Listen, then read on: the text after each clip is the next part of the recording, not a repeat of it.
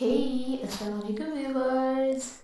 Welcome back to my channel Baloch girl boss. आज मैं कुछ मस्कती ज्वेलरी डिज़ाइंस के साथ आई हूँ।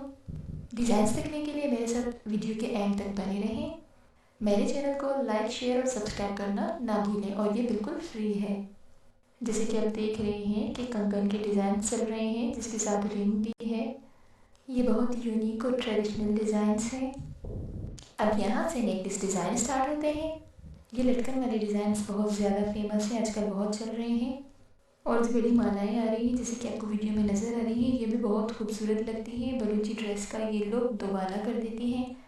ये बहुत अट्रैक्टिव ज्वेलरी है। अब जो नेकलेस का डिज़ाइन शुरू हुआ है ये बहुत सिंपल है, आप घर में भी वेयर कर सकते हैं। ये ज़रा सा हैवी है, इसे पार्टी वेयर के लिए यूज़ कर सकते हैं।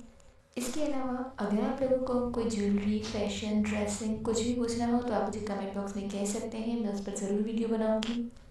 आज के लिए सिर्फ इतना ही। फिर मिलेंगे एक न्यू वीडियो के साथ। Keep supporting. Thank you for watching. अल्लाह हाफिज़।